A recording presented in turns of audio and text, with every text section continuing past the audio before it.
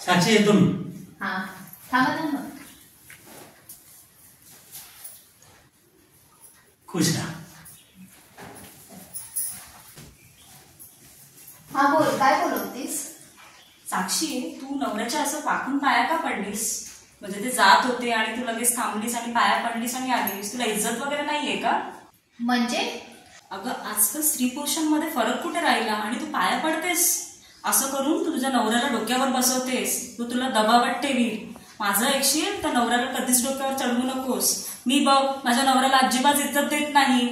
बरोबर, तू माझी सगळी कामं करतो, माझ्या दबावात असतो. नवऱ्याला नेहमी मुठीत ठेवायचं असतं, असं डोक्यावर चढवायचं नाही. नाही यार, मी त्यांना दबावात कशी ठेवेन? जर मी त्यांची इज्जत नाही केली तर ते माझी इज्जत कशी करतील? अगं माझं ऐक, नवऱ्याला मुठीत ठेवशील तर फायद्यात राहशील. माझं बघ, माझं नवरा सगळं ऐकतो, माझ्या पाठून पाठून फिरतो, माझी सर्व कामं करतो, पण मी जराही इज्जत देत नाही त्याला. अगं काय बोलतेस तू? ते माझे पतिदेव आहेत. करायचं सोड, मी असा विचार सुद्धा नाही करू शकत. पती असला म्हणून काय झालं? डोक्यावर बसून ठेवायचं की काय? मी जर माझ्या नवऱ्याला तुझ्या नवऱ्यासारखी इज्जत दिली ना तर तुम्हाला कामवाली बाई बनवून ठेवेल, ऑर्डर देत राहील. म्हणून एवढं इज्जत द्यायची नाही. बघ, मी त्याला इज्जत देत नाही म्हणून तो माझी सर्व कामे ऐकतो. मी जर त्याला म्हटलं शॉपिंगला जायचंय तर शॉपिंगला घेऊन जातो. मी त्याला म्हटलं माहेरी जायचंय तर माहेरी घेऊन जातो. म्हणूनच मी तुला सांगते, तू पण तुझ्या नवऱ्याला मुठीत ठेव. आयती अशी इज्जत देऊ नकोस, नाहीतर तुला पुढे जाऊन प्रॉब्लेम होईल. नाही, माझे पती तसे नाहीये. माझे पती खूप चांगले आहेत.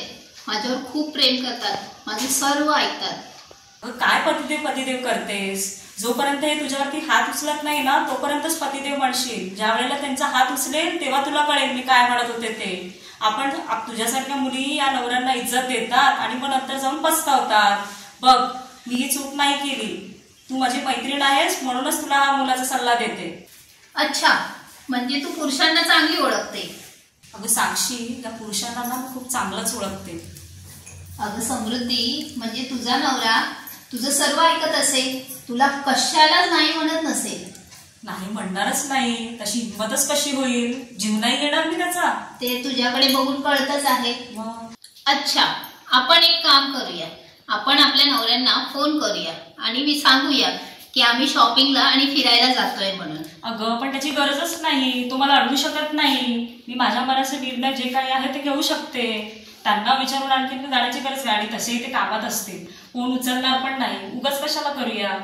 अगं करूया तरी, बघू तरी. बघ, तू म्हणतेस म्हणून मी करू, नाहीतर तशी मला काही गरज वाटत नाही. हॅलो सोना, साक्षी आणि मी ना आज संध्याकाळी शॉपिंगला जायचं म्हणत होतो, तर जाऊ का? तंगडी मोडून ठेवीन. कोणाला विचारून गेलीस मैत्रिणीकडे?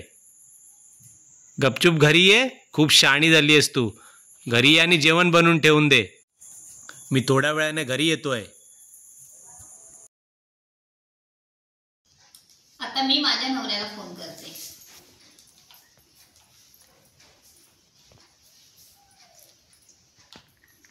हॅलो.